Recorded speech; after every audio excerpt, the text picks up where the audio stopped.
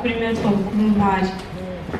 Ariko mbere yo kwinjira mu mvugo hari amagambo make dushaka kubasangiza ngo dutekerezeho, kuko nubwo bimeze gutyo hari ibibazo turimo iwacu kandi Maître Bukuru yarabiharaniye, rero natwe tugomba kubitekerezaho kugira ngo tugeze ikirenge muce nubwo bigoyeho buke. Ni amagambo make tugiye gutekerezaho. Aravuga ngo amahanga aratiza ntatanga, amahanga arahanda ntahandura, amahanga arica ntakiza, amahanga ni heza h'abandi si heza hawe n'abawe. Imahanga uhakorera byose ukaba wahabona hafi ya byose, ariko ukahabura icy'ingenzi naco nta kindi n'umurage.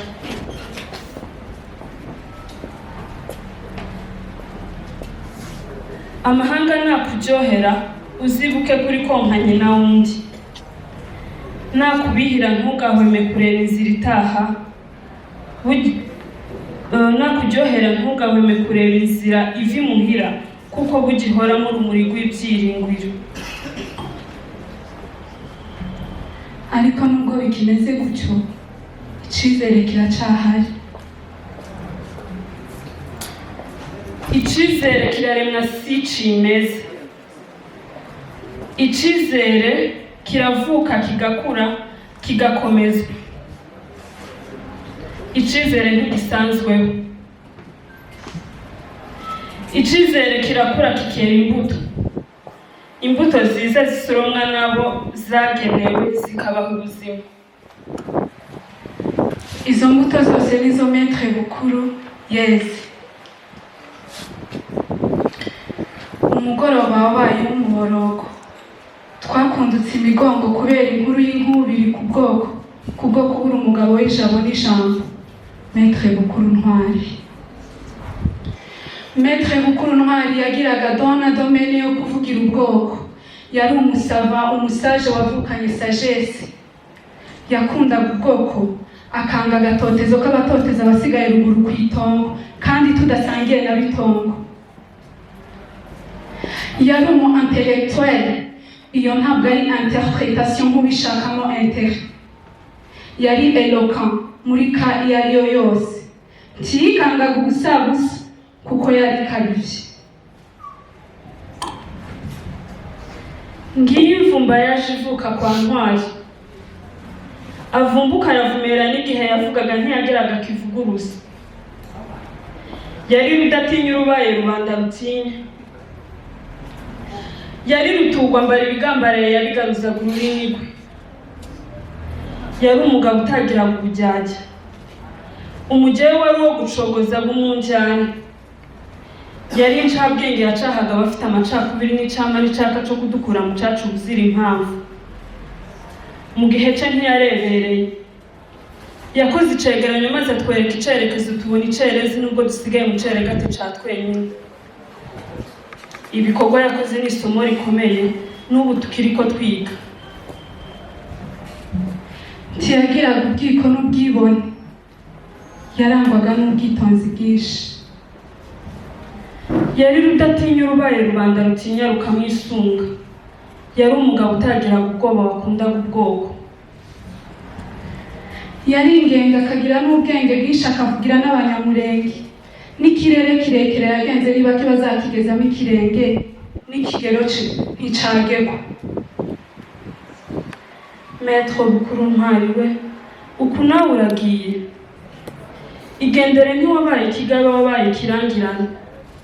Wakoze neza mu gihe cawe, wari intwari koko nk'uko izina ryawe riri. Isangira izindi mfura nka Gisaro ndetse n'abandi, abawe ntituzakwibagiwe. Tuzahozwa amarira, imikoki n'imikori y'amarira tuzayihozwa. Tuzabona abacu badusize maze dushira intimba n'agahinda. Tuzabaho tutakibabara, tube mu munezero. Tuzaba ahatari ibita n'ibitaro, ahatari ibituro ndetse n'ibitu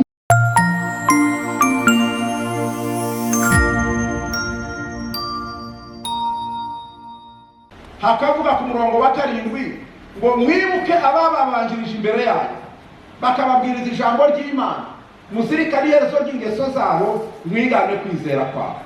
Umurongo wa 8 ngo uko yarejo nuko Yesu Kristo yari. Rero Bibiliya iravuga ngo imbere yacu hariho imirongo ibiri, hariho imirongo y'abagira neza, hariho n'imirongo y'abantu uhamya. Iyo Mana nyine ngo muyikomera amashyi nyine ngo mbiziranyeho n'Imana yanjye, nimwiziranyeho n'Imana ubishimire muri uwo, reka kuza kuduhenda ngo nitumara dukura amashyi mu kigara.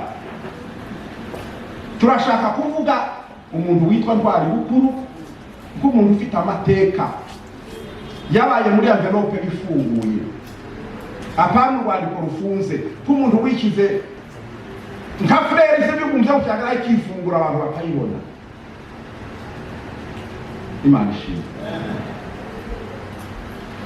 Hari abantu babiri banda mu bambere, Kayini na Abeli, n'abagabo n'abana buriya mugabo bakoze imirimo, ariko umwe agira ishyari ry'imirimo ya mugenzi we, kuko umwe yakoze ibishimwa ubundi bye ntidashimwa. Uriya wakoze ibishimwa Kayini amugirira ishyari, avuga ngo Imana irabirebera amwitegereza ngo se kuki wababaye cyane? Ese ubabajwe nuko murumuna wawe yakoze imirimo myiza? Ese ni wakora imirimo myiza wewe ntuzashima? Ugize ishyari kubera imirimo myiza ya Abeli, wagaragaza gukosora iyawe nawe ukayikora neza, ese wewe ntiwashima? Hari ahantu mu rwandiko rw'Abafilipi 4 ku murongo wa 5 haravuga ngo ineza yawe imenywe n'abantu bose. Amen, amen. Ineza yanyu imenywe n'abantu bose. Muri iyi si turimo, Imana yatuzanyemo gusiga amateka, gusiga amatrasi. Sinzi ejo bundi nakurikiye inyigisho z'umuntu, usibye nabyo ko ari byiza, wera baraza kuvuga n'umwirondoro wa ku ruhande, baraza kuvuga n'abana yasize. Ariko bajya bavuga ngo umugabo warambiye muri iyi sakaraba imyaka myinshi ni umugabo witwa Metusela, yamaze imyaka 969 ngo ayibyaramo abahungu n'abakobwa pwe. Yasimana atuzanye mu isi kubyara gusa. Kubyara yego ni byiza, no gusiga izina ni byiza, ariko nta kindi kintu bazabongera kuri Metusela ngo nukamara imyaka 969 ngo iyo myaka yose yamaze ngo ayibyaramo abahungu n'abakobwa bikifungira aho ngaho. Museveni nawe wavuze, perezida wa hari hakurya, yaravuze ngo hari abantu Imana yazanye mu isi ngo ariko bari mu kwivamo badateye n'igiti, ngo n'inyoni nizihagarara zivuga ngo Imana ishimwe kuri umuntu yateye igitanga tukareba mu ibyaha. Ntabwo twaje mu isi ngo tureke, twaje mu isi kugira ngo turebe amateka, dusige ibintu bukuru yaragiye, ariko ibikorwa bigasigara bivuga, abantu bakagira ibintu bamwibukiraho. Muri 2008 twagiye muri Amerika na madame, twanditse igiterane, nicyo gihe Obama yatsinze amatora. Kubera yuko yarabaye umwirabura wa mbere w'umunyamerika, w'umuperezida w'umunyamerika, hari mu kwezi kwa 11 agomba kurahira mu kwezi kwa mbere, ariko yari yamaze gutsinda amatora. Madame ni waciye Atlanta, njyewe naciye Chicago, nari byo mbongereza direct Chicago, nawe yavaye nyine mu Rwanda ajya Atlanta. Noneho bageze muri aeroport ya Atlanta ni nkahita yabirabura cyane, ni naho kwa ba Martin Luther King uriya mwine ni wabo, ni state yabirabura cyane n'abapolisi n'abantu bose usanga arabirabura cyane. Noneho yari afite visa y'iminsi mike cyane, kuko iyo baguhaye visa abanyamerika ntuyiyoboye. Hari umugabo witwa David Ndarubuye, abo bose barajyanye hariya ku Kiziba, kandi basize abana ari bato. Mutumbi kandi yasize abana 8 bato cyane, nari pasteur. Umwana we wa mbere madame ni wabereye marene, basigara abana batoya cyane, abarugamba basigara ari batoya cyane. Ariko kubera imirimo myiza no kuntu bitwaraga neza imirimo yiwe, ndababwira nk'abanyamurenge babazi, nimba hari umugabo washingiye neza Rugamari, nimba hari umugabo washingiye neza Rugamari, nimba hari umugabo ufite urugo rwiza utakiriho none muturutsa Isiro na rimwe. Amen, amen. Amen, amen. David ndaruhuye waremye vivante hano. Umwana w'umukobwa muto cyane yaravuze ati indege yishe data wa wundi papanzi wa wundi papanzi. Umwana bagere arangije segondere aravuga ati ikintu cya mbere nziga pilotage no gutwara indege. Ndebe ingere indege izirondera ndikica data. Niwe mupilote wa mbere w'umukobwa mu Rwanda, niwe mugore wa mbere wabaye wa mbere mu Rwanda gutwara indege. Bivanye n'iki bivuye mu ishavu rya papa we. Ngo ni gute indege yashoboye kwica data? Ngiye kwiga ndebe ingene izinagana mu kirere kakoroka ikica data. Mugahinda kase hava mu buhanga bwo gutwara indege. Niwe mukobwa wabaye wa mbere. Hano baratubwiye mu gitabo cy'imigani, kuvugwa neza biruta ubutunzi bwinshi, no gukundwa biruta ifeza n'izahabu. Haleluya. Hari umuntu ashobora gushyira umwete ariko akavugwa nabi. Mu Rwanda rwabo baravuga ngo uko bishobotse mu rwanyu iruhande mushake uko mubana n'abantu bose amahoro. Imana ishimwe. Imana ishimwe. Kuvugwa neza ni byiza. Haleluya. Amen. Kandi reka mbabwire ndangiza, imirimo myiza yose ni igishoro. Amen. Imirimo myiza ni igishoro cyawe n'abana bawe n'abandi bazakurikiraho. Umugabo witwa Jonathan yakoze igishoro cyiza agikora kuri Dawudi. Jonathan amaze gupfa na Sawuli bamaze gupfa, Dawudi amaze kwicara ku ntebe, aravuga ngo ese nta muntu wasigaye wo mu rubyaro rwa Jonathan ngo tugaragaze kureba tumurekompanse ibintu byiza yadukoreye. Baravuga bati hariho akana k'akamuga kitwa Mefibosheti kavunikiye ku rugamba. Baravuga bati Dawudi agiye kumara urubyaro rwacu rwose. Ngo kararyama hasi karavuga ngo ndiki imbere yawe ko nutwara intumbi y'imbwa. Dawudi aravuga ati ntabwo uri intumbi y'imbwa, njyewe ndakubona n'umurimo mwiza wa Jonathan. Haleluya. Uzamusangira nanjye nirenganisha ubumuga ufite bwose, iyo kubona si kubona n'ubumuga, nkubona n'umurimo mwiza wa Jonathan. Imwe n'abantu bose. Bwana sifiwe. Uriya mugabo witwa Moridekayi, impamvu umwana yabutse ibitotsi yari yamumeneye ibanga rya kudeta. Bari baraheba mwicaye yamukeke sekirite ku muryango ngo bucye baramugambanira kwica umwami, ngo bucye arabimenya bibwira umwami bicanamo. Ariko umunsi umwe umwami abura amahoro. Sinzigane kaga wa mugabo wangiye neza hari icyo twaba twaramugororeye. Imana izibuka imirimo myiza yanyu yose. Haleluya. Hamana arahaguruka gutsemba, ariko umwami nawe yibuka imirimo myiza ya Moridekayi. Beura rero ko Esiteri nawe ikuzimu aho uraribije kujya, uko abarundi bavuga, aho uraye uri buje, nta migambi, nta n'ubwenge, nta no kumenya. Hariya ku mpanda ni muri silence. Kandi hari imitwe y'ubwenge, haryamye abaperezida, haryamye abantu bakuru, hari bitewe n'iki? Ineza yawe. Haleluya.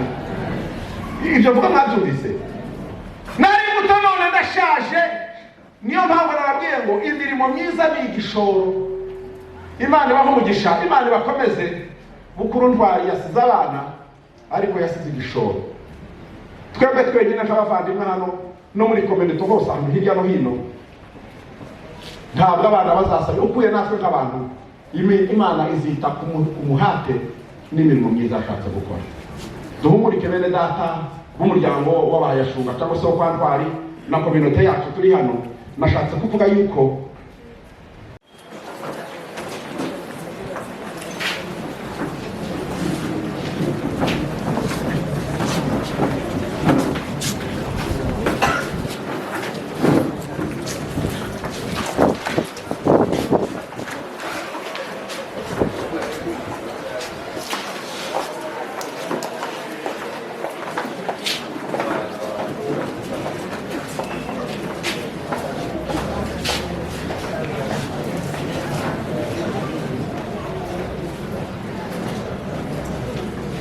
nubwo turi benshi ariko turavugamo bake cyane, kandi nabo baza gufata umwanya muto kugira ngo tubashe gushika kuzo twifuza gukora byose. Ndagira ngo mbanze nanone mbere yuko abavuga bafata ijambo bashatse kubikora bari imbere, saba ufite umwirondoro wa Bukuru Ntwari awuduhe kugira ngo tumenye uwo tugiye kwibuka, dufate amajambo tuzi n'uwo tuvuga.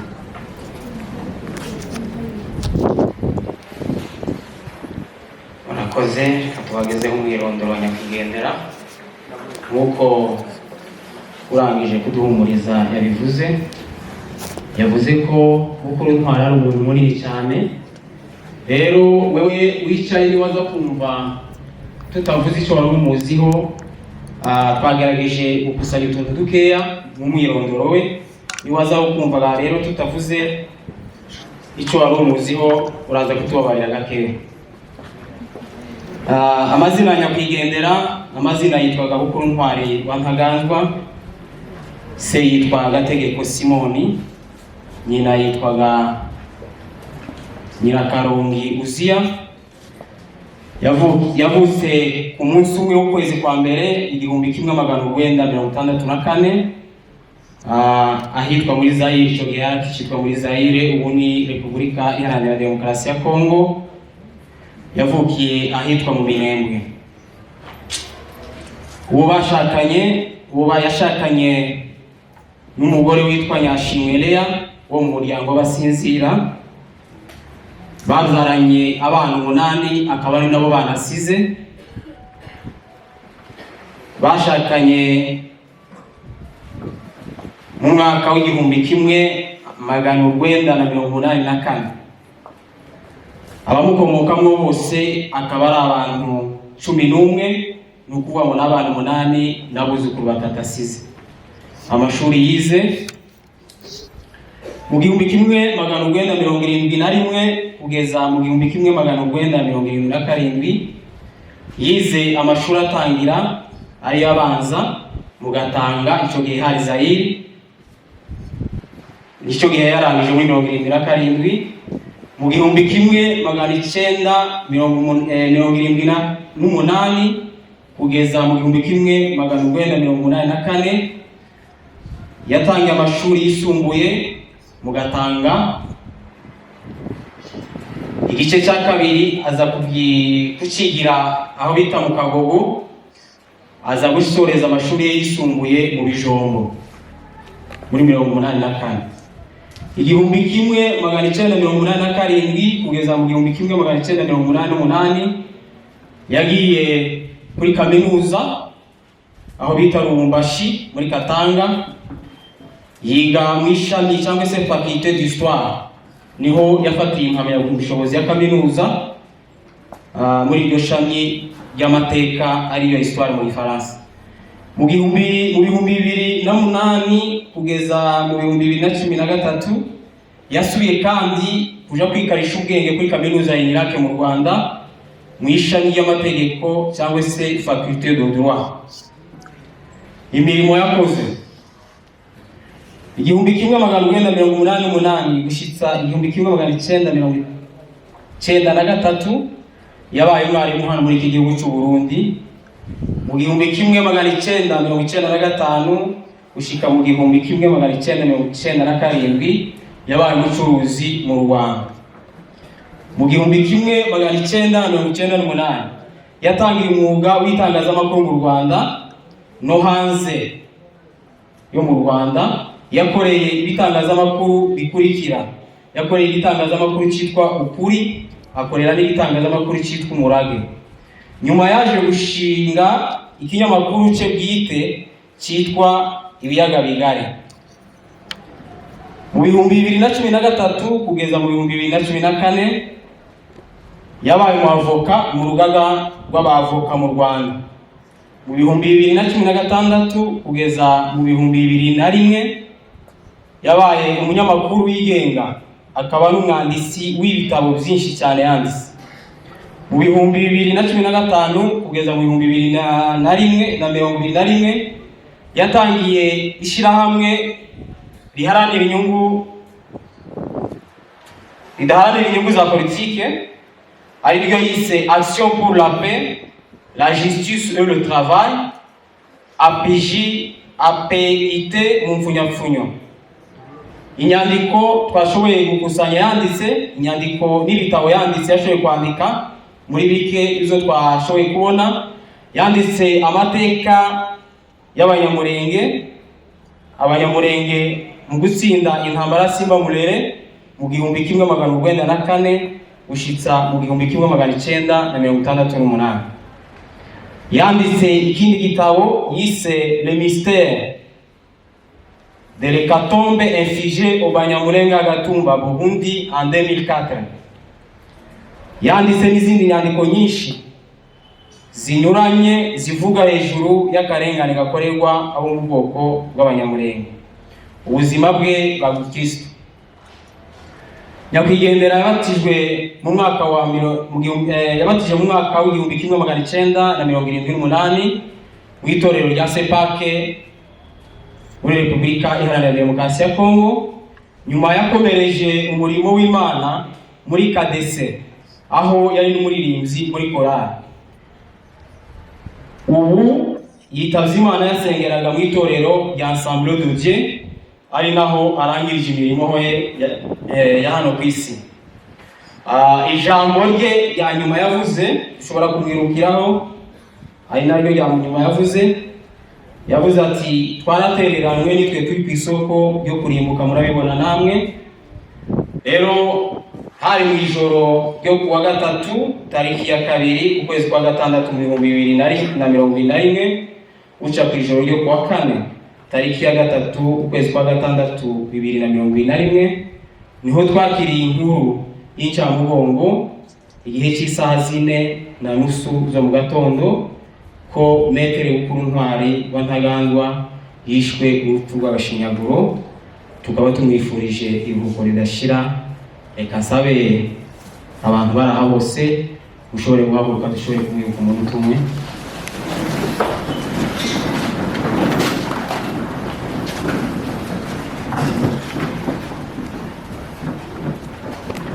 Murakoze muzabe.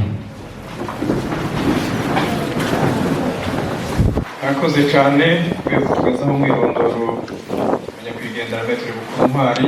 Reka nsabe umuntu ufite poem agomba kuvuga atambuke anyaruka kubera ko twavuze ku mwanya wacu wihuta.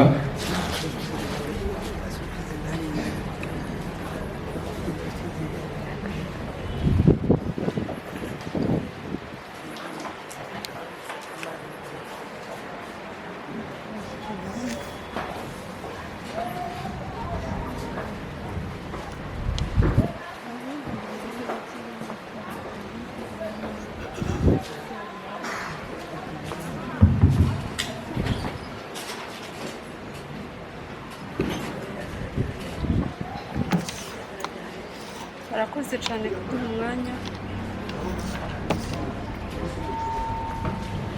Barakoze cyane kuduha umwanya, ntago dutinda, nta byinshi tuvuga ko niyo ngira ngo umwe wese uri hano bo muhango bavuge niyobora icyo avuga kuri Metere Bukuru Ntwari. Ariko mbere yo kwinjira mu muvugo hari amagambo make dushaka kubasangiza ngo dutekerezeho, kuko nubwo bimeze gutyo hari ibibazo turimo iwacu kandi Metere Bukuru yarabiharaniye. Rero natwe tugomba kubitekerezaho kugira ngo tugeze ikirenge muce nubwo bigoyeho buke. Ni amagambo make tugiye gutekerezaho. Aravuga ngo amahanga aratiza ntatanga, amahanga arahanda ntahandura, amahanga arica ntakiza, amahanga ni heza h'abandi si heza hawe n'abawe. Imahanga uhakorera byose ukaba wahabona hafi ya byose, ariko ukahabura ic'ingenzi naco nta kindi n'umurage.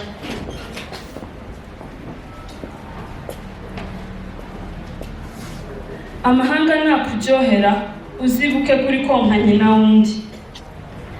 nakubihira ntugahweme kureba inzira itaha, nakuryohera ntugahweme kureba inzira iva imuhira, kuko bugihoramo urumuri rw'ibyiringiro. ariko nubwo bikimeze gutyo, icyizere kiracyahari. Icyizere kiraremwa si cimeze. Icyizere kiravuka kigakura kigakomezwa. Icyizere ntigisanzweho. Icyizere kirakura kikera imbuto. Imbuto ziza zisoromwa nabo zagenewe zikabaha ubuzima. Izo mbuto zose nizo Maître Bukuru yeze. Umugoroba wabaye w'umuborogo, twakundutse imigongo kubera inkuru y'inkubiri kubwo kubura umugabo w'ijabo n'ijambo, Maître Bukuru Ntwari. Maître Bukuru Ntwari yagiraga don na domaine yo kuvugira ubwoko. Yari umusava, umusaje wavukanye sagesse. Yakundaga ubwoko, akanga agatotezo k'abatoteza abasigaye ruguru ku itongo, kandi tudasangiye na bitongo. Yari umu intellectuel, iyo ntabwo ari interpretation nk'ubishakamo intérêt. Yari eloquent muri ka iyo ari yo yose, ntiyikangaga ubusabusa kuko yari karivye. Ngiyi imvumba yaje ivuka kwa Ntwari. Avumbuka aravumera n'igihe yavugaga ntiyageraga kivuguruza. Yari rudatinya urubaye rubanda rutinya. Yari rutugwa mbara ibigambariye yabigaruzaga ururimi rwe. Yari umugabo utagiraga ubujyajya. Umugewe wari wo gucogoza b'umunjyane. Yari incabwenge yacahaga abafite amacakubiri n'icyama n'icaka cyo kudukura mu cacu buzira impamvu. Mu gihe cye ntiyarebereye. Yakoze icegeranyo maze atwereka icerekezo tubona icerezi nubwo dusigaye mu ceregati ca twenyine. Ibikorwa yakoze ni isomo rikomeye n'ubu tukiriko twiga. Ntiyagiraga ubwiko n'ubwibone, yarangwaga n'ubwitonzi bwinshi. Yari rudatinya urubaye rubanda rutinya rukamwisunga. Yari umugabo utagiraga ubwoba wakundaga ubwoko. Yari ingenga akagira n'ubwenge bwinshi akavugira n'abanyamurenge. N'ikirere kirekire yagenze niba kibazakigezamo ikirenge n'ikigero cye nticagegwa. Maître Bukuru Ntwari we, uku nawe uragiye. Igendere ntiwabaye ikigabe wabaye ikirangirane. Wakoze neza mu gihe cawe, wari intwari koko nk'uko izina ryawe riri. Isangira izindi mfura nka Gisaro ndetse n'abandi. Abawe ntituzakwibagiwe. Tuzahozwa amarira. Imikoki n'imikori y'amarira tuzayihozwa. Tuzabona abacu badusize maze dushira intimba n'agahinda. Tuzabaho tutakibabara, tube mu munezero. Tuzaba ahatari ibita n'ibitaro, ahatari ibituro ndetse n'ibitugoye. Ntituzongera gusuhuza umutima ukundi. Murakoze.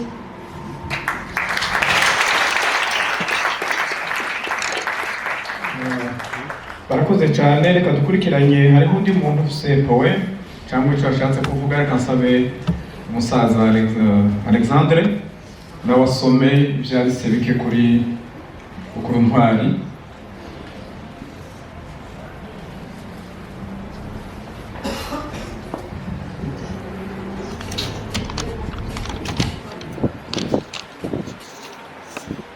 Ndashimye cyane umuyobozi wa gahunda kumvise ijambo.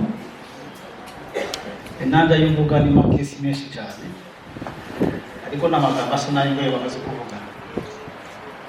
Idiscours y'uriya musaza batambutse, c'était un homme de qualité. Abantu bavuga ngo les hommes de qualité. Umugabo w'amakalite yose, amakalite yose yari afite uriya mugabo. Kabangiye gusoma discours ni ngufi cyane, uyihanganiye kuko sinabura ijambo navuga kuri uyu munsi. Discours d'adieu. Maître Ntwari Maître Étoile, quelle épouvantable fin que tu viens de connaître aujourd'hui. La mort t'a tué. La mort est méchante. C'est un ennemi de l'humanité. Regrettez, frère Étoile, la même mort qui a toujours emporté nos ancêtres, nos cousins et tous les nôtres t'emporte également aujourd'hui. Ta disparition nous comble d'amertume. Nous t'appelons en gorge déployée. Tu n'es plus capable de nous répondre. Tu ne sais plus lever la tête. Tu ne sais dire un mot. La mort t'arrive. C'est pourquoi autour les pleurs se versent, les lamentations trouvent place. Tu as été utile dans notre communauté, dans notre société, très influent. Tu as donné amicalement de ce que tu possèdes, ton savoir, ta libre propriété, ta sagesse luisante. Quel témoignage doit être donné pour ta mort?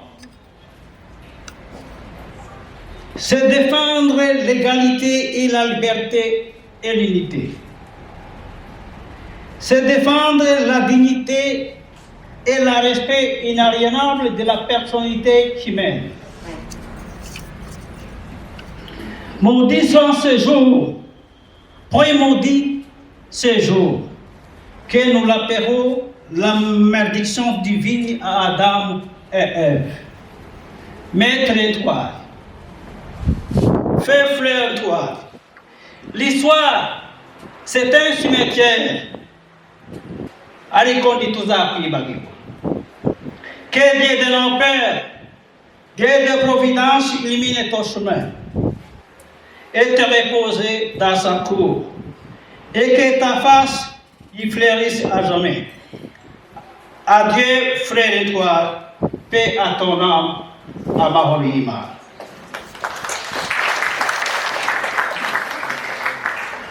Murakoze cyane, asabe Dieudonné. Murakoze kuduha ijambo. Ubundi kandi twongeye kuba Paul mwese,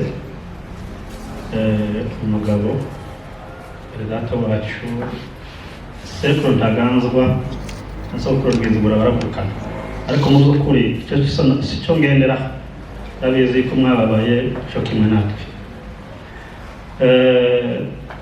Reka wenda ntangire hejuru gatoya mu mateka yacu yarangaga umunyamurenge. Hariho ibintu uvuga nkabigira nka bitandatu Imana yari yaduhaye. Ijambo rya mbere, ubwoko bw'abanyamurenge Imana yari yarabiyeretse, ibaha ijambo ryayo ryiza ridafunguye. Ni ukuvuga twagiraga abantu bavuganaga n'Imana imbona kubona. Ijambo rya kabiri, twagiraga intwari. Twagiraga intwari, murazizi, izatubanjirije n'izindi zo mu myaka yacu kugeza n'uyu munsi. Iyo ni karita Imana yari yaduhaye.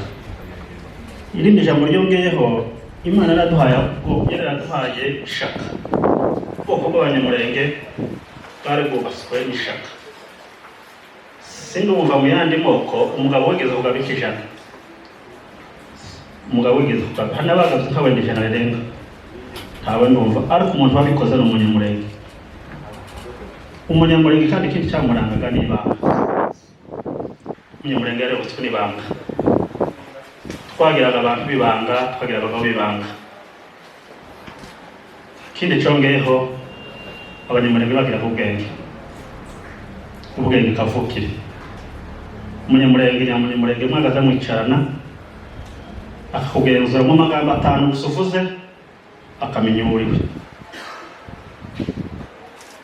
Ikindi cyongeyeho gihambira yose, abanyamurenge bagira gukunda. urukundo abanyamurenge bagiraga ntirwagiraga urugero. Nta hantu wabona wagaze ushika ku munyamurenge mugenzi wawe kumva urisanze. Umuvyeyi akagira imbabazi z'umwana wundi uwo yabyaye. Ariko bigeze aho ngaho Satani tugira ishari. Ibona ko izo bintu tutobirambanwa, ibona ko izo bintu tutobiguba mu mirere. Buriya biriya muhamubona hariya ni ishari ry'ibyiza Imana yari yaraduhaye. Buriya twishwe n'ishari ya Satani. Ejo nagiye kureba bariya abantu hariya, nababaza se igihe mwari ukavu muhaye muri kumwe n'abantu mu bitaro n'abariya abantu nyine mu Rwanda, kuko usanga iyo bashitse mu bitaro bose abarashwe baba baryamisha mu ruhande rw'abambaye imari n'abandi. Kuriya se muzamuvugana ati tuvugana pe mukaganira muti ati tubazanye ni iki twatuzanye abandi naka twabanye mu muhana naka twagabiranye ni iki ko turapfika. Umwe ni washubije baramubwira ngo ibi muhamubone bihabiba bizashira gusa ngo ari abantu bari batandaza amaraso yacu. Metre Bukuru nta kindi yazize ubufura, yazize ubunyangamugayo, yazize ubutwari, yazize ubwenge. Ibyo nibyo yazize. Ariko rero ndangiza icyo nabifuriza abanyamurenge, ikintu kibi kibaho mu buzima ni ishari. Ishari ni ribi, tugende twirinda ishari, tugire imitima yuzuye imbabazi. Metre Bukuru twaye yakundaga umuntu ugira neza cyane. Mu by'ukuri hari umunsi musi twabonanye kenshi n'igihe yazaga twatuganira, hari umuntu umwe nigeze kugirira neza. Ageze hano ushize igihe yari hano bicarana twaratandukanye no mu masaha 5 z'ijoro. Niyo biri gutyo kintu ku nzu ya Kimini, arambwira ngo ineza nubuze ukora neza ngusana kurya ko umuntu utaye ikintu inyuma tuhindukira kireba ati kuko cya kintu wakirebye cyane cyo kuviramo benda ugishari yacu atari ko nuzugira neza uzukomeza urugendo rwenge. Rero ukora twari tumwifurije uruko ryiza ridashira, Imana imwakire mu bayo.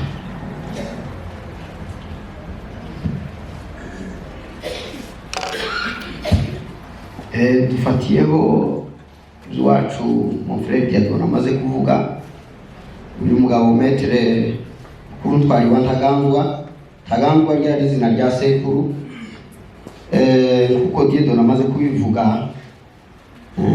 Hari akantu banza korektifiye kumwirondoro bukeya. Bukuru yarize afata diplome de Tomijombo muri 1986 agenda muri Université y'Ubumbashi muri faculté ya lettres mu département ya histoire. Ari umwaka umwe je crois collègue wacu Kumbuzi Boniface ari hano arabizi, nyuma nyine kuko yari imfubyi ahagarika kwiga abanza kuza aja gukora no mu Burundi kuko babivuze. Izo na certification nagize gusa diplome ya licence yari afite niya mategeko muri Irake. Mutubabarire muri ako ka rectification tukoze. Ubundi tudatinze Metre Bukuru twari amateka yiwe yakuze ari ofele, ari imfubyi. Bukuru ntiyabonye se, Bukuru ntiyabonye nyina. Kandi cyo tuvuga ise na sekuru bazize ikibazo kimwe, bazize intambara za Kongo Murere, nico yishe se na sekuru. Bukuru arerwa ari imfubyi, ariko famira Murera na Nyirakuru yari ahari nkuko babivuze mwirondoroho ahandi hose ine niko byagenze. Yari umugabo wa kalite ikomeye. jewe simvuga amajambo menshi yayo bavuze yose mu irondoro, ndavuga amajambo 3. Bukuru yari umugabo utagira ubwoba kandi uzi gufata icyemezo.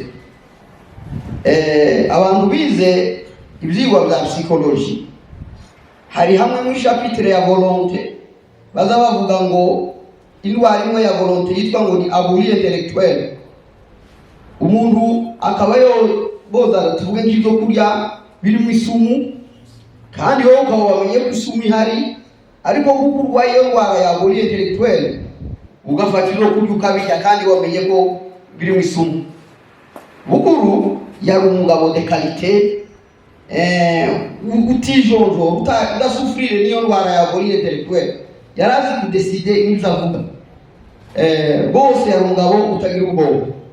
Ijambo rya kabiri ya Bukuru yagiraga ishaka ikagira abandi bantu. Mwumvishije amadefense yagize hariya hakurya kuri bene wacu b'abakongomani baba bembe n'abafurero n'abanyi badutera, yarahagurutse kurya n'ishaka ryabimuteye. Ndagira ngo kurya psychology zivuga ngo ijambo rya mbere ry'umuntu ni heredité.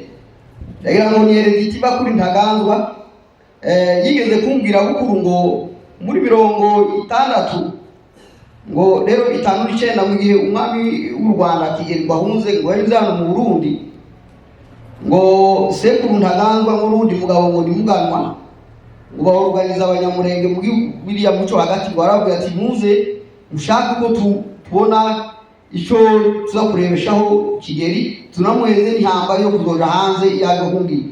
Urumva à l'époque umugabo nka Ntaganzwa kuorganiza ngo baje kureba umuntu bahemuheze ihamba zarira amahanga.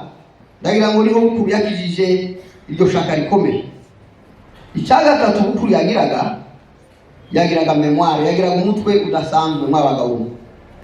Nukuri muri psychology bavuga ngo umuntu ari loi imwe ya association des idées, bavuga ngo uzubona voiture ukibuka garage. Ndagira ngo jewe nibutse mpaye ntekereza Bukuru, nibuka umwarimu umwe muri kaminuza y'Irumbashi yatubwiye hejuru ya memoire ibintu byo gufata mu mutwe. Aratubwira ngo memoire ngo igira indwara, hari indwara positive na zo hasi. Abahanga bo hejuru bagira indwara zo hejuru, abahanga bo hasi muri memoire bagira indwara z'ubupfu zo kutagira icyo bafata. Atubwira indwara imwe yitwa ngo ni hypermnesie. Aravuga ngo iyo hypermnesie ngo ni excès ya memoire. Aduheza umfana atubwira ngo inzovu ngo kwisha umwana w'inzovu ngo yamara imyaka 10-20 ngo ikakwibuka. Naje ndibaza tese abantu nabo bagira hypermnesie nk'inzovu. Bukuru ndagira ngo yararwaye hypermnesie, ntabwo yibagirwaga mu buzima bwe. Definition ya Bukuru ni ukugira ngo ni forte mémoire. Bukuru yokubye amateka y'umurenge atarayabayemo. Iwacu bazabacungani bakavuga ngo umwana utarabonye se ngo ntazamenye so sekuru yavuze, ariko Bukuru ntiyabonye se, ariko yaraza amateka yose y'umurenge. Hari umunsi arambwira ngo se umugabo umwe sogokuruza witwaga Nyagahabu yarwanye na Mahina, bicamo umusogokuru umwe witwa ngo ni Buhira.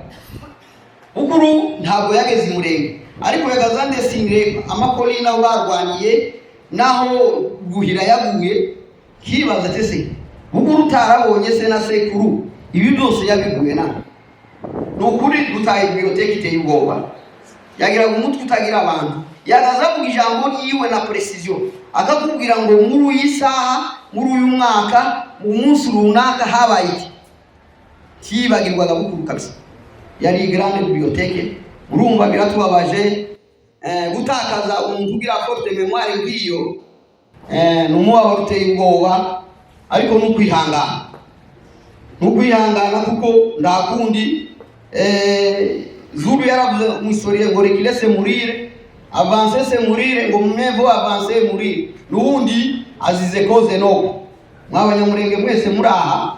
Bukuru azize koze no none se yire ko ari mwazapfa batagize icyo bazize, iwazize ikintu gikomeye tuzohora tumwibuka. Twishimiye na communauté y'abanyamurenge yadufashije organiza iyi levée de muri abantu beza sincèrement turabishimye kuko iki kintu tutuzibagirwa kuvuga ngo tuze kwizihiza umunsi wa depart w'intwari yacu bukuru. Turabashimiye, Imana ibaheze umugisha. Amen. Amen. Wakoze musaba mu bibanza wakoze cyane.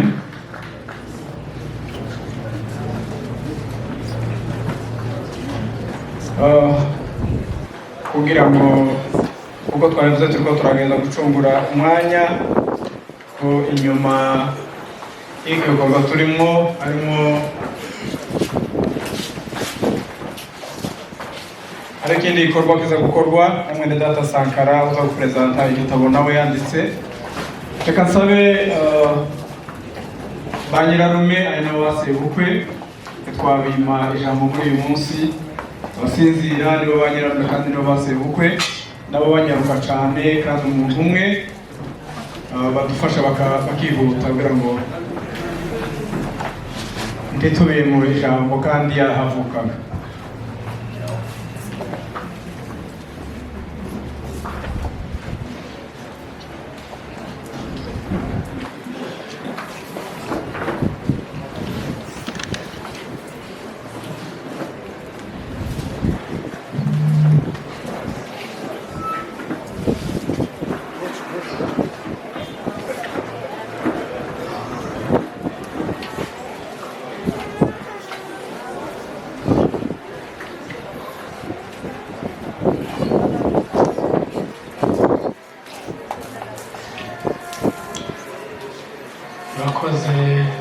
Murakoze kuduhereza ijambo.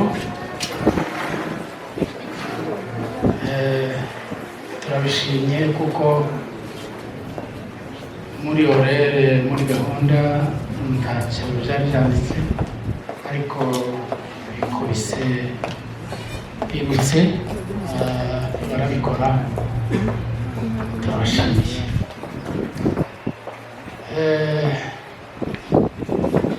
Sinzi turatanga mpore kuri nde tureke nde kuko umuntu ni uw'abantu bose. Ntwari kuko bamwita yavutse mu batwari ariko nyina akaba umukobwa w'abasinzira. Ni mushiki wacu, sinamucyuye yaranduta ariko nacyuye murumuna we ngo washatswe mu basama kwa Rupiye. Naramucyuye twarabanaga mu kiraro ari bakuru ariko na umwana wacu bukuru amaze gukura nanone abaye umugabo bagiye kumushyingira nanone aragaruka iwacu ashaka mubyara we. Dusaba irembo turaryugurura tumuheza umugeni. Abo bana asize 11 yababyaranye n'uwo mukobwa wacu. Bukuru sekuru ni Taganzwa yaguye mu Rurenge.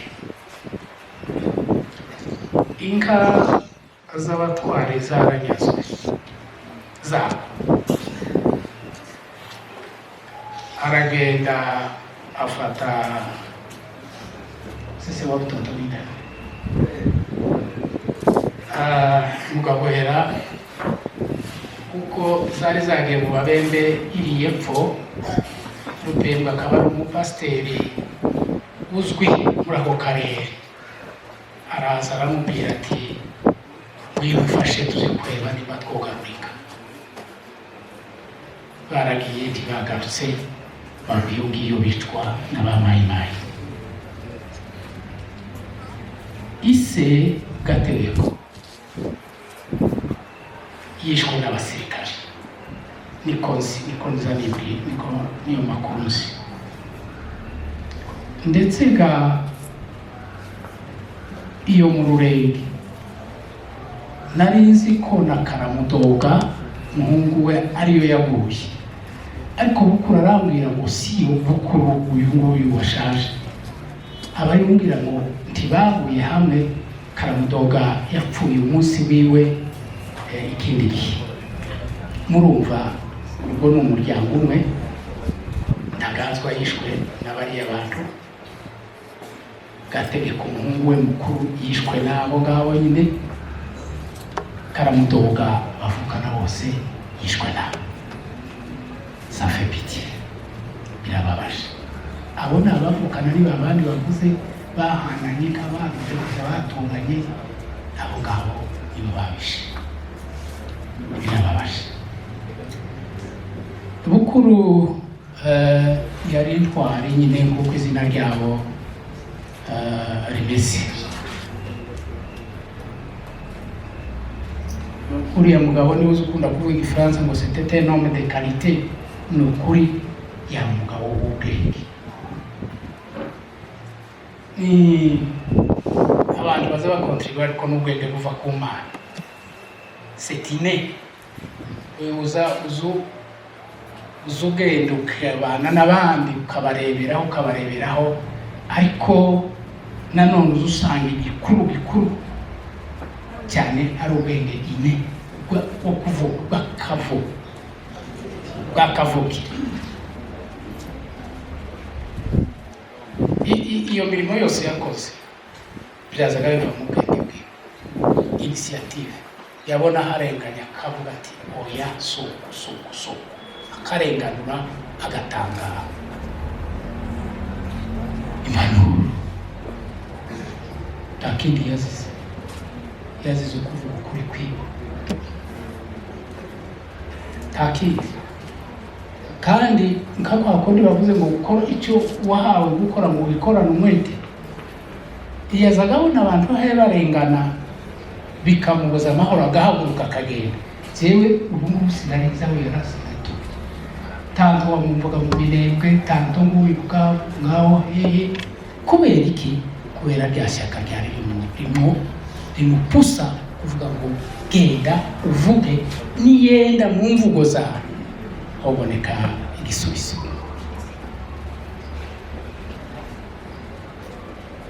Bukuru yatabarutse ariko yakoze imirimo y'ukagombye gukora. Yarakoze, twebwe turiko turavuga ngo bakikije, ariko Imana yo yamuremye nuko yaravuze ngo nahangaha azagarukira.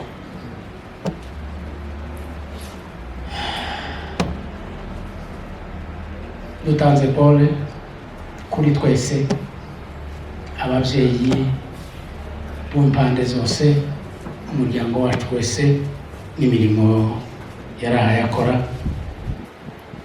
Duhaguruke mugani wa ko bimeze, biragoye, ntituzohaguruka rimwe twese. Niba uzoza wumva ubaye puse, haguruka ugenda, Imana izagucira inzira, isakugezaho tutari tugeze. Hazaba une certaine contribution kugira ngo hari iwacu habeho, tuhature mu mahoro kuko Imana yabiduteguriye. Turarangije twifuriza Bukuru iruhuko ryiza, tunakonsidera ko imirimo yose yakoze ifite agaciro kuri twebwe abasore. Muheraho Bukuru arangirije, mugenda imbere. Imana izabana natwe kandi izatubeshaho. Imana iduhezagire twese. Arakoze cyane, akoze rwose.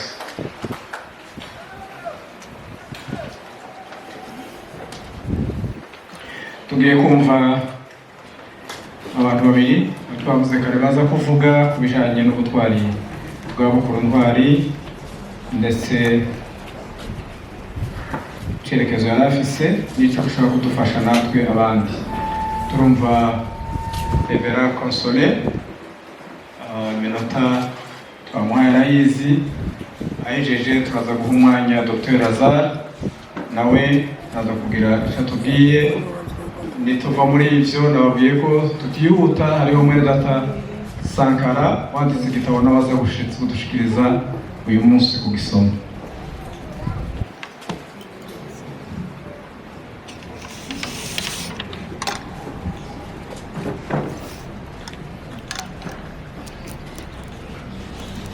Imana ishimwe, murakoze cyane kuduha uyu mwanya mwiza wo kugira icyo twavuga kuri Maître Nkuruntwali wa ERG. Turashima Imana yuko Bukuru yari yararenze urwego rw'amazu n'imirara agera ku rwego rukomeye rwo kuba umugabo w'isi. Ndashima Imana cyane ko yampaye kumenyana na Bukuru. Bukuru namumenye kera cyane, ashize igihe twese tukiri abajene mu Gatanga no mu Bijombo, hari ahantu dukunda kugenderera cyane, ariko cyane cyane namumenye igihe yigaga mu Bijombo mu wa gatandatu. Cyakora yari imbere yanjye umwaka umwe, njyewe nari inyuma yiwe. Yari muri 6e secondaire, njyewe ndi muri 5e. Ariko mu by'ukuri ntabwo ntiyagaragaza ubutwari, kuko yari umuntu nyine usanzwe w'imico myinshi gusa icyo gihe. Ariko ubutwari bwa Bukuru bugaragaye muri iyi myaka 4. Naje kwiyumvira bamaze kumbwira ngo turi bugire icyo tuvuge kuri Bukuru, kaba nshimiye abantu banyiyumviriyeho cyane, kuko yanyitaga Madame Reverande, ma sœur collègue, niko yagaza nyita. Twaraganiriye cyane muri iyi myaka 4. Mu buryo yagiye akereya amagroupe WhatsApp menshi cyane. Ayo magroupe WhatsApp nari ndimo nk'umu admin, yaravugaga ngo njyewe sinshobora kwirengagiza agenda, kuko ntawe dushobora kugera abagore badahagurutse. Abashimiye Imana cyane ku bwa Bukuru muri iyi myaka 4 yabashije kugaragaza uwo ari we, kandi ntabwo yigeze, ntimukavuge ngo yarakenyutse, ariko yarakoze mu gihe cyiwe, yakoze ibikorwa byinshi kandi bikomeye umuntu ashobora gukora mu myaka 10 na 20, ariko yabikoze mu myaka mike cyane. Arahaguruka n'umwete. Niyumviriye ikintu gikomeye cyane, ndibaza ndetse ubutwari ni iki, ese bugaragara ryari? Inza kwiyumvira muri njyewe ndatekereza sanga ubutwari buza bugaragara imbere ya circonstance ishitse. Nta muntu ushobora kumenya ngo kanaka yari intwari, ariko uzumenya ko ari intwari imbere y'ikibazo. Mwibutse Dawidi, ntabwo bigeze bamenya ko afite ubutwari bushobora kwica Goliath, ariko yashitse aho ikibazo kiri, aho Goliath yarimo atuka asuzugura ubwoko bw'Imana. Uwo mwanya ubutwari buragaragara. Ni ukuvuga ngo ubutwari bukurimo kandi burihishe, ariko hari kigomba kuvumbura kugira ngo bubashe kugaragara. Bukuru akaba ari umwe mu bagabo b'Abanyamurenge n'aba-intellectuel b'Abanyamurenge wahagurutse kuvugira ubwoko bwacu. Mu by'ukuri arandika amarticle akomeye cyane ashobora kugaragaza neza ko yari umuntu ukunda ubwoko. Bamaze kumbwira ngo hari icyo nzavuga, niyumvira icyo novuga, mu by'ukuri ndakibura, ariko inza gusanga ntawabura icyo avuga ku muntu ufite amateka. Naravuze ngo turaganira umwanya mutoya cyane ku biranga intwari. Ese umuntu w'intwari arangwa n'iki? Aba ari umuntu uteye ute? Haba ari umuntu umeze gute? Haba ari umuntu ugamije? Aba ari umuntu ureba gute? Twese ibibazo birahari iwacu, ariko sinshobora kuvuga ngo twese tumeze cyo kimwe, ni nivo imwe. Buriya hari abafite uko babyumva kandi hari abafite uko babyishoramo. Niyo mpamvu nakumbuga ngo nimuhaguruke mugende, ngo nimuhaguruke nzakunda gucishamo akantu kababwira nti ntawe uzubwira umuntu ngo genda uje kurwara. Azahaguruka agasohoka akijana. Ntawe uzubwira umuntu ngo tanga amafaranga ngo tukore iki gikorwa. Aza yatanga batarinze kwinginga, paske biba biburiye. Rero ubutwari ni ikintu ushobora kuvuga umuntu wese ashobora kugira kandi kimurimo kandi kigaragara mu gihe runaka kandi mu gihe gikurikiye. Mbitekerezamo naro mbyandika ndavuga ndi intwari ni umuntu ukurikirana ibyo yiyemeje kugira ngo bivemo igikorwa cy'ikirenga gifitiye abandi akamaro, akabikora mu kinyabupfura no kwihangana no mu bwitange buhebuje, kandi akirinda amafuti mu mikorere yiwe, ntakirwe n'intege n'ibimurwanya. Uko niko uyu mugabo yari ameze. Ni umugabo utaraciwe intege n'amagambo, ni umugabo wari ufashe decision wenyine.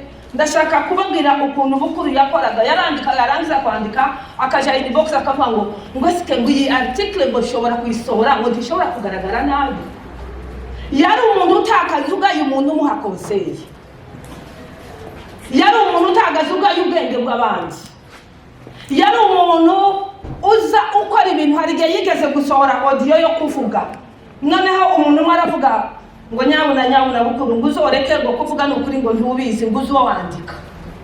Aja inbox arama ngo reverend ngo wabibonye ute? Ngo se ya audio nohereje yari bumvise imeze neza. Ndamubwira ngo yandi imeze neza, ti wari muvuga igiswahili nabi, ni wowe gusa uza wandika, ni abavuga nabo bavuge paske ugira tushe urandika kandi article usohoye ikabasha kumvikana.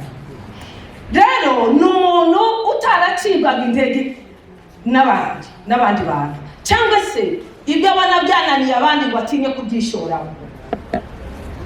Iyo umuntu ahaye aje gukora ikintu ntazareba inyuma n'imbere, azavuga ngo ndagenda mbashe kugera kuri destination nshaka gukora, ubwo nibwo ubutwari bwaranze bukuru. Inza kwiyumvira rero ni ibiki biranga intwari. Nabonye ibintu 8, ntabwo ninda ndabisoma gusa kuko birasobanutse. Ikintu cya mbere kiranga intwari ni iki? Ni ukugira umutima ukomeye. Kugira umutima ukomeye ni ukudatinya gushyigikira icyiza. Hari umunyabwenge wavuze ngo ntabwo nza mbabazwa n'abantuka, ngo ariko nza mbabazwa n'abazi ukuri tubakuvuga. Hari gusanga baye batuka umuntu bakamutuka bakamudiaboliza, kandi uzi ukuri ugatinya kuvuga. Aravuga ngo njyewe gukiza kintera umutima uhagaze kandi kababara, sinza mbabazwa n'abantuka ngo bandiabolize bamvuga uko bashaka, ariko nza mbabazwa n'umuntu uzi ukuri ntakuvuga, ukuri utiyategeka kuvuga ukuri. Niyo mpamvu uyu munsi wa none turimo tumwibuka nk'indwara y'uburenge. Icya kabiri ni ugukunda igihugu. Mu by'ukuri navuga ngo twese turagikunda, nta muntu n'umwe wanga igihugu, ariko yagaragaje kurwanira ubusugire bwacu.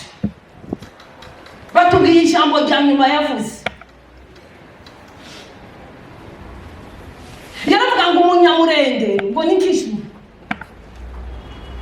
ngo imurenge ngo tuzohatura tutahatuwe n'amahoro, ngo ariko tuzohabatugo kuko ni wacu. Yakundaga igihugu ciwe akakirwanira adafite ubwoba, adafite n'uwakinya, kuko yarazi ko ahayarwanira ukuri. Hari ijambo ry'Imana risa ritubwira ngo umunyabwoba azahunga ntawe umwirukanye, ngo ariko umunyakuri, umukiranutsi cyangwa se umuntu w'ukuri ngo azayema nk'intare, agira attitude nk'iz'intare. Intare buriya kubera yiyemera izi ubu gukomera kwayo n'imbaraga zayo, iyo yivuze izimenya ko izindi zihunga. Uko niko intwari zimera. Ukuru rero ni umugabo wakundaga igihugu, twese turabizi, abana babivuze mu muvugo, twarabibonye, mwarasomye, n'utagize icyo avuga warasomye. Amayeko ya bukuru yageze mu matwi yawe akugaragariza ko akunda igihugu. Icya gatatu ikigaragaza intwari ni ukwitanga. Kwitanga ni ukwigomwa inyungu zawe ugaharanira inyungu za benshi. Ni ukureba wowe nturebe, ntiwirebe, ariko ukareba ikintu kizagirira umumaro abantu benshi. Yaharaniye inyungu z'abantu benshi, tiyigeze atekereza ku muryango wiwe. Madame wiwe Nyashimwe twariganye, iwe ni umuntu turangana. Mu by'ukuri hari igihe ngo yigeze kwirevolta kubera ko asa nkaho yabibagiwe, ariko ubu yavuze neza cyane mu buhamya. Aravuga ngo ubu niho naje kumenya ko bukuru yarimo akora ibintu bizima kandi byiza. Ahapfiriye abonye abantu bose bamushagaye kubera iki? Kubera bukuru. Ariko mbere hose yari azi ko bukuru yataye kugira ngo nuko yaharaniraga ibifitiye akamaro abantu benshi rubanda nyamwinshi. Rero umuntu witanga, icyo ni ikintu kiza kigaragaza ubutwari. Icya kane ni ukugira ubushishozi. Bamaze kubitubwira ahangaha, ubushishozi. Bavuze ngo bukuru ni umuntu wandikaga article, agatanga na date, agatanga n'amasaha, akavuga na koline. Icyo kintu cyabera tiyigeze atanga yandika amateori atagira trace na source. Yavugaga teori akayandika neza, agashiraho date, agashiraho na koline. Ibyo byabereyeho uwo muntu, bigaragaza ko bose yaragira ubushishozi. Bivuga ngo yarasomaga, yabazaga n'abamukuriye kugira ngo abashe kumenya amateka. Ikintu cya gatanu ni ukuba intangarugero, ni ugufata ukaba intangarugero, ukakora ibyo abandi batakoze. Gukora ibyo abandi batakoze ni ugufata engagement, ukavuga ngo njyewe ndakora ntarebeye kuri kanaka. Yafashe engagement, aravuga ngo njyewe ngiye kwandika, ngiye gusohora amarticle aturengera. Ejo bundi habaye ibi bibazo bya nyuma, umuntu arandika aravuga ngo iyo bukura haba bagasohoye article. Bivuga ngo icyuho kiwe kirahazi. Ninde uzosubira mu mwanya wa bukuru ushobora kwandika ari amateka? Yarashishozaga. Icya gatanu nicyo navuze yari intangarugero. Icya gatandatu yari umunyakuri, yarangwaga n'ukuri biteye ubwoba. Nta muntu bukuru yasuzuguraga, nta gitekerezo na kimwe yasuzuguraga. Iyo yakubwira ngo hari igihe kimwe nimba mwibuka yigeze kuba umwana wavuze ikibazo kibe ku mawodiyo cy'inzara, aravuga ngo arashonje, karakana gato yakigitinyuka. Noneho habaho ngo dutanga amafaranga ku rubuga kugira ngo uwo mwana babashe kumutabara. Noneho haza kuba turatanga, haza kuba amadiscussion menshi ngo ngo uyu muntu ngo vraiment ngo basanze ngo hayabesha. Hanyuma arampamagara aje inbox, arambwira ngo mama reverend, ngo wewe urabyumva gute ngo abantu babihagukiye ngo tubihagake? Ndamubwira ngo iyo umuntu atatse agomba gutabara. Tiwite kubavuga harimo aba contre succès, hari aba contre kuko mugiye kumufasha, ariko igihe yatatse agafata audio ni ukuvuga ngo arashonje, twebwe tumufashe kubera yuko yatatse, ariko tumufashe kuko titureke kubera ko abantu bavuze. Bafata engagement, umwana bamuhereza amafaranga, amwe yavuye Etats-Unis, ayandi yavuye muri mwebwe, baragenda batabara uwo mwana. Mbese aravuga ngo arambira ngo tuze turwanira ukuri, ngo kuko ngo nyuma y'ukuri ngo nakindi kintu kibaho. Kabashimiye mukuru ko yari umunyakuri. Icya karindwi yari imfura. Ndibaza ko amagambo mabi yari makeya ko muri bukuru. Yari umuntu wuzuye ubugwaneza mu buryo nagazana amadako iyo mico, kugira imico myinshi. Igihe yagiye umukobwa wiwe akora mariage, yaratubwiye ngo ariko twari kubadimini kuko ntimwamubona ngo kuko hari ikintu cyiza kigiye kuva mu rugo rwa bukuru. None baramubwira ngo none se tubigenze gute? Aravuga ngo kuko ntimwamva ko umwana wanje abateye imbabazi, ngo njyewe uyu muntu wese atabaje ngakangura ngo mfite ikibazo ngo izanama numva ngo imbabazi, ngo kumva hari icyo ngomba gukora. Noneho ndamubwira nti uwo ni umutima w'umulideri, ariko tuzuba muri bose, ariko ko wabivuze ibyo ari byose hari icyo tugomba kugufasha kabukuru twari. Yagiraga ikinyabupfura kitabaho, yagiraga mbese yarubahanaga birenze urugero. Icyo ni ikintu kiranga umuntu w'intwari. Icyanyuma yagiraga ubumuntu. Ubumuntu bwa bukuru yari umuntu ukunda umuntu. Nzane mukindi ikintu kimwe papa yaratubwiye kandi nza mbora kukimuka, yigeze kuduhamagara aratubwira ngo ndashaka kubabaza ngo mumbwire uko musa mwiyumvira hejuru y'ubwoko bw'abanyamurenge bw'ibintu by'ibiganiro kuko iwe yapfuye gusa yavuga ngo agomba gusubirayo. Noneho aratubwira ngo ikintu cya mbere muzamenya mu buzima ni ukumenya ko umuntu ari imaje y'Imana, ngo uzakunda umuntu, ngo wongere ukunda umuntu, ngo uzapfa ukunda umuntu, ngo kuko iyo ukunda umuntu ngo ukunda Imana. Bukuru yaragira umuntu mu buryo yakundaga buri wese. Kakiriya kibazo cyabaye hari igihe berekanaga abagore bari bahunze bahunguka kuri Gatobwe bari mu nzira, afata ifoto yabo aratwereka ngo murabona ngo uyu murongo ngo mama bari mu nzira bahunguka bashonje badafite icyo bakora. Arambwira ngo nimugende ngo abadamu ngo murebe icyo mukora ngo mutabare bariya badamu ngo kuko tuzi ngo mwebwe ngo muzamumva vuba. Yaravuze hari umudamu twabanaga kuri groupe y'abadimini ari muri etazini, uwo mwanya ukeye mutanda aratubwira ngo tubonye 3,000 byo gufasha. Aravuga ngo niko ngo naza nshaka kuko mbazi ngo murumva cyane ngo gusumba abandi. Rero ibi nibyo biranga umuntu w'intwari. Nimureke natwe twige gukora uko dushoboye. Icyo ushoboye ugikore, icyo udashoboye nyine uko ndimo gusaba icyo udashoboye. Urugamba ruracyari rurerure, ibihe turimo ntabwo bitworoheye. Ego ejo muduvuga abandi bapfuye ariko ntabwo tuzopfira gushira. Ndizera neza ko hari abazasigara kandi bazogira gute, bazobimurenge n'amasezerano y'Imana agasohora bariho. Ndangiza ni ukuvuga ngo kugira ngo twihe intego yo kuba intwari bidasabye kategori runaka. Abagabo bahaguruke, abamama bahaguruke, abajene bahaguruke, umuntu wese izina Munyamurenge yumve ko hari icyo agomba. Ibi intego y'ubuzima bwacu, nitugira intego yo kuvuga ngo tugire icyo twakora, Imana izadushoboza kandi izagira icyo ikora. Ndangiriza mu ijambo riri muri Ezra igice cya 10 umurongo wa 4. Ijambo ry'Imana riravuga ngo iki kibazo kirakureba ntawe kitareba. Bukuru yarakoze umwanya wiwe mu myaka 4 arakora pe, ikivi arakirangiza.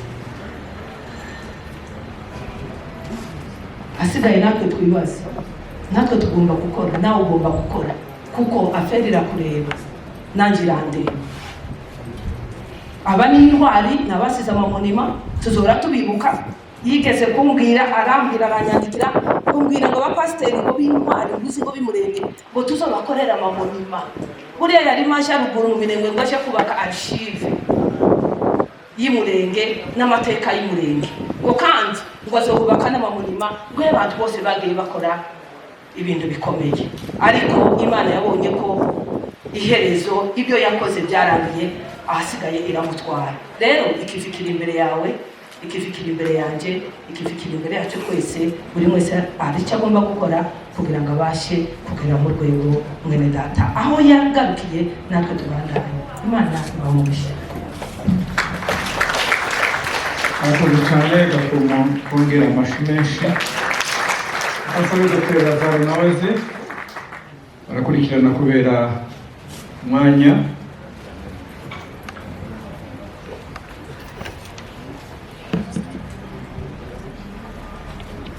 Uyo mukomere mwese. Uyu mwanya ni umwanya ugoye, ariko kandi ni umwanya uba mu bihe by'abantu. Ni umwanya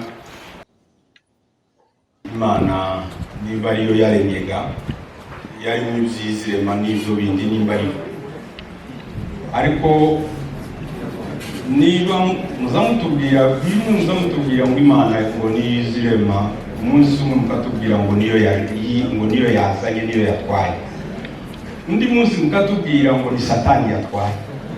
None ntituzatumenya uwo ari. simwe muza kuduhamba hariya mbanza siko muza mutubwira iyo urupfu rumwe muzamubwira rumwe rukaba rubi hakaba n'urundi rwiza none ugatwebwe twatangira gusobanura tumenye uwo turuha ariko nimureke tuvuge gutya ni amateka y'umuntu. Imana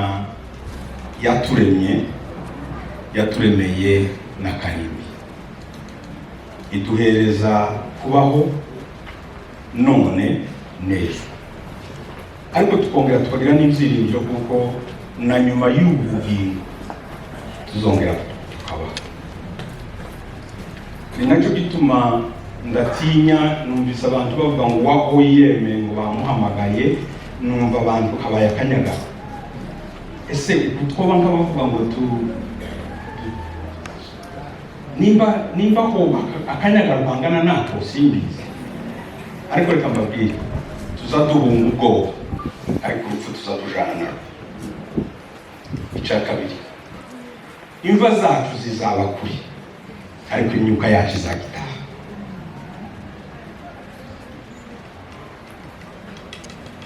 Abapfuye bavuga kuko bakeneye gutaha benshi, kandi imyuka yabo Imana niyo izahisa.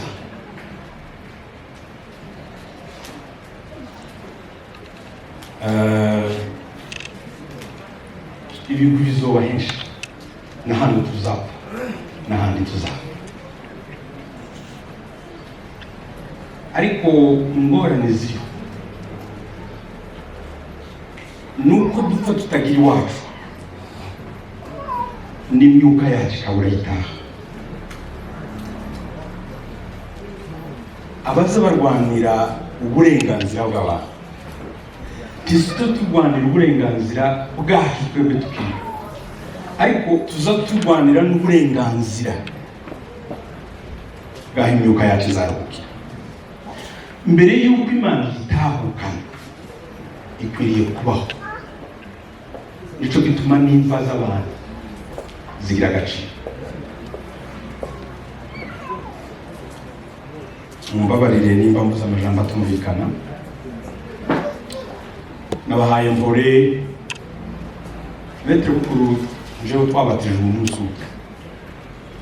Sinzi mama Nyahoza pasiteri nimba byibuka igiterane igutuma twagize kuri Mbunda, sinzi nimba uzabibuka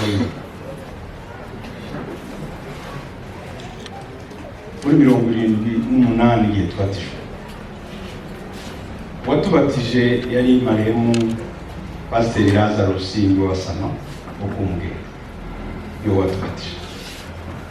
Nukuvuga turaziranye pe, ukuye no kuba twarabanye tukiri abana, twanabanye ku ishuri, twabanye kuri universite, ariko igihe cya secondaire twarabanye, n'ahandi igihe yakoraga hano twarabanye. Nukuvuga nimuhira muri wabo turaziranye cyane, twarabanye no Mibunda babayeyo biwabo, turaziranye. Kandi mwamuvuze bihagije.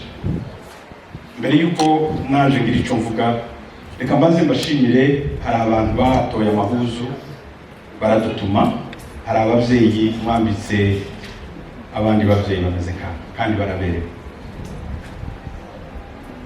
Imana ibahugishe. Hari abana b'abakobwa batoye duhuzu twabo, bene twatundi twanyu twarashitse, kandi bose tubahaye. Imana ibahugishe.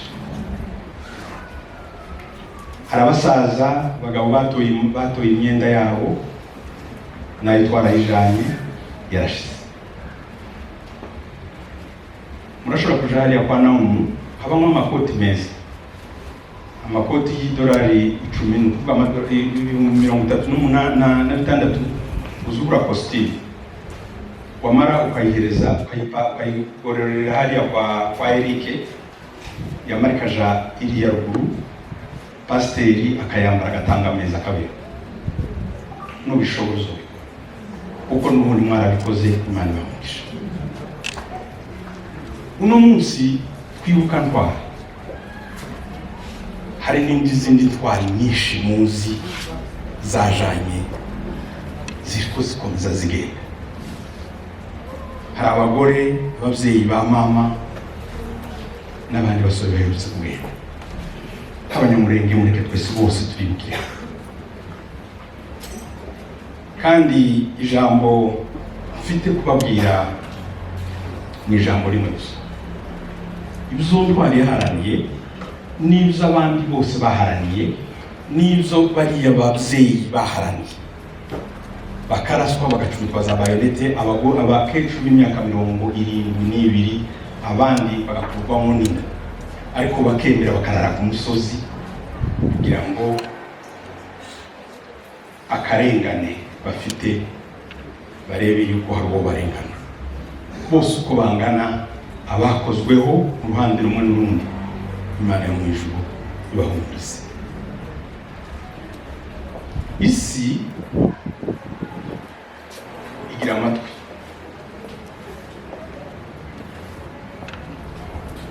ariko hari igihe itazayumva. Isi ntiza yumva uwo bataresha. Isi izishaka kumva iby'inyungu yazo. Hari igihe isi itatwumva, atari uko tutavuze, ariko ari uko duhaye tuvuga uko isi idashaka kumva ko tuvuga.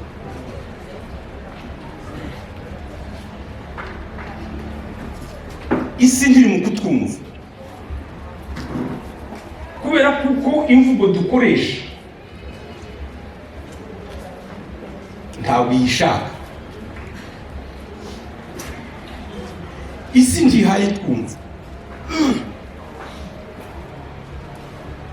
kubera kuko duhaye tuvuga nabi, ariko isi ntihaye twumva kubera kuko ibyo duhaye tuvuga nayo bifitemo inyungu.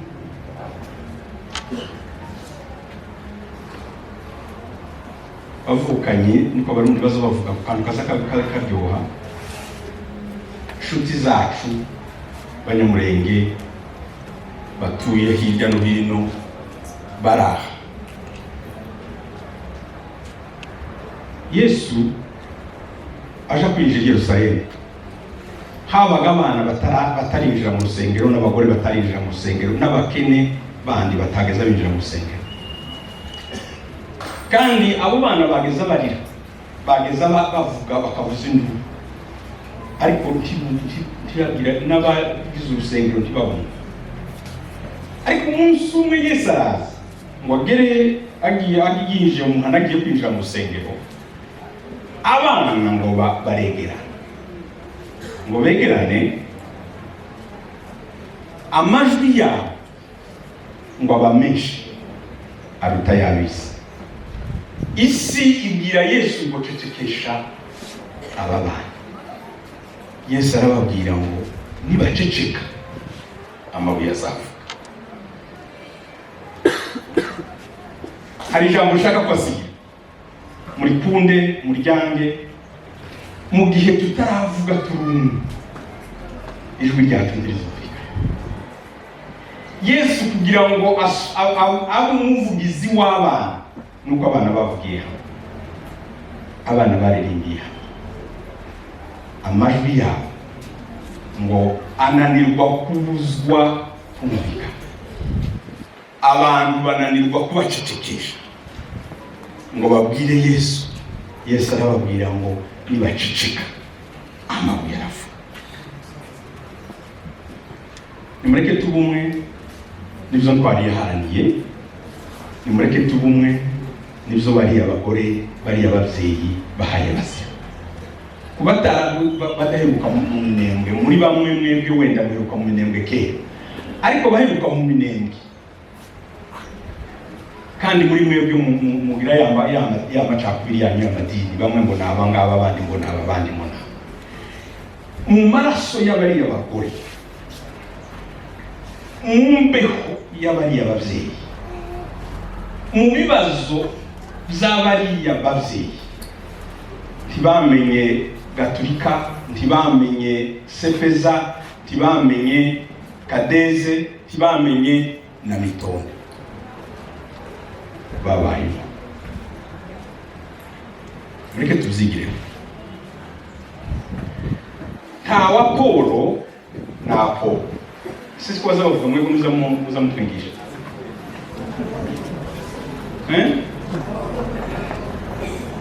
Ngo hari aba Polo nani na Petero na Kefa nani na murabizi.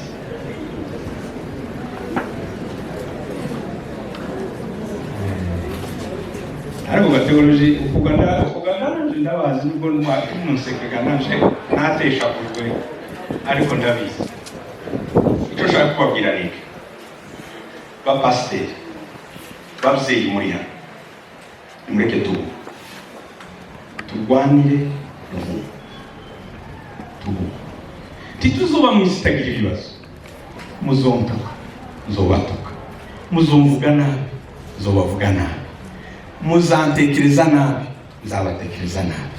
Turi mu isi n'ijuru byabayemo abagabo babiri, sinabibabwiye wa munsi wundi bakagirana ibibazo ari babiri. Uko muragira ngo twubaho gutya twese titugira ibibazo birahari, ariko mureke tubabarira, twegera, dufasha.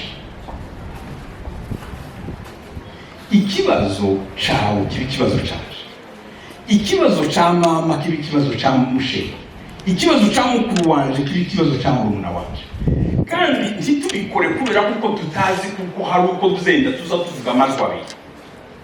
Ariko nimureke tuyegeranye nk'abana, nimba tutakigira umuvugizi Yesu, ariko Yesu ntabwo tuvugira tutatanye. Mureke tugishwe ijuru rizadutabara, kandi tuzohaba kubera kuko dufite imbaraga nyinshi, tuzahaba kuko twaciye imvugi.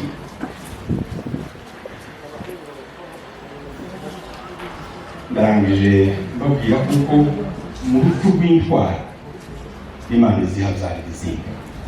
Imana izakubyara, Imana izaha undi, Imana izaha undi. Ariko reka mbabwire ni iki kintu. Nigeze gukura umugabo hano, namufatiye yaheko sivuga izina ryiwe, arambwira ndamubwira ati undi kosubira Rurambo yari gihari, undi wozamuka musubire mu Rurambo. Arambwira ngo ubuyoye usinoba nsubira mu Rurambo nanje taraje Burayi. Ibibazo bishaka bigume bibo, ariko mbanze naje ngende shikiriya nzobone kugaruka. Nyuma yaho Rurambo yarasibye.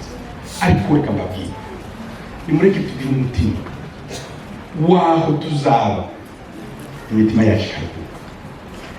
Mureke tugire aho tuba n'imyuka yacu n'abasigaye. Kajabuka wavuze tubwire ngo umwuka uvuye mu bijumba, nimba Imana ije kumutwara biga muzamuvu, izamutwara aho yifuje, izamusanga aho yifuje. Sinzi niba muramutegeye aho dutuye, aho Imana izadusanga naho twifurije, naho Imana twashatse kuko Imana ituremeye. Abavuga ngo baradukura hana hariya, ibyo ngibyo si twirwa tujamo. Ariko reka mbabwire, abatazi kubaho bazabagira ngo babaho gusa iyo bataraje ku mpanda, ariko abazi kubaho tuzatubaho na nyuma y'impanda yo ku mpanda hariya tuzatubaho. Kandi aho nabwiye Imana yo kwizosanga, Imana nzizosanga ku mpanda. Imana nimba naravuze ngo Imana nkure mu bijombo, Imana izaza kuntorera mu bijombo, kuko umwuka wanje tuwoba kudashaka. Umwuka wanje uzabaho Imana ishaka nanje shaka. Nico gituma kubaka bijombo, kubaka Minembwe, kubaka Rurambo si kuvuga gusa ngo nico ukwiye gushakisha ngo wewe ngo reka mbikore. Si n'uburenganzira gusa, ni obligation, ni itegeko ryacu. Ariko nitutabigira gutyo, hari abantu imyuka yabo izaburi yibariza yambaye izozerera. Uko nyine tuzerera n'imyuka izozerera, ariko imyuka y'abantu izasanga mu itongo, iziba ku itongo, Imana ikaza ikadusanga ku itongo. Mumbabarire basha mwebwe mukiri bato abo ngabo ni mubareke mureke njewe mbabwire mwebwe imyuka yacu igira itongo ntabwo imana izogushaka utari ntimuza mutwigisha ngo bazogira gutari ngo uruzi ruzoza ruzana batwaye aho izo ziba ibaroza he izo bibakuye he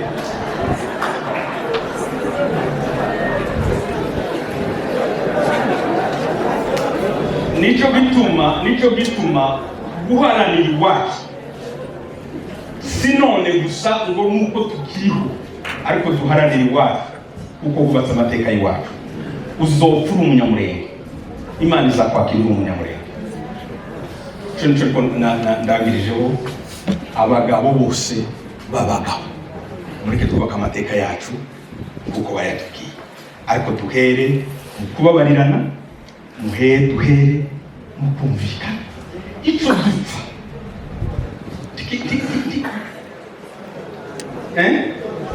icyo dupfana kiza kiruta icyo dupfa kiza kiruta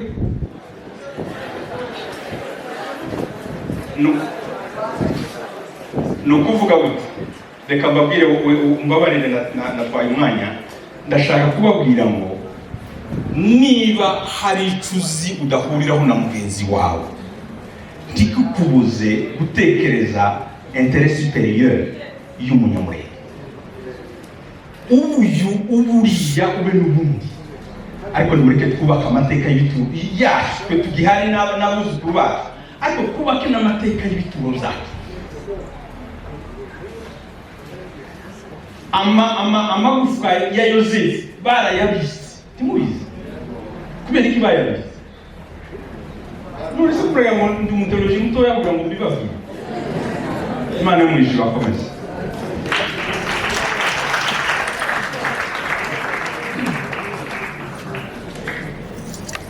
barakoze cyane abaterana bacu bombi n'ukuri imana ibamurisha ibi twari tubikeneye kubyumva twari tukeneye kuganira ndagira ngo musabe perezida wa mitorite nabaze afate umwanya mutoya hanyuma tuze kwinjira muri icyo gice cya kabiri twababwiye Chamani Data Sankara nawe ahita afatira abasha gusoma igitabo ariko kandi mwitonde protokole kwirazana ifanta turasangira ifanta niba ko takiri igitaramo kinini yakindirimo kiza kwaho nawaza gushitsa okay n'ingo zibiri nuko wacerewe ga wari tafite inyota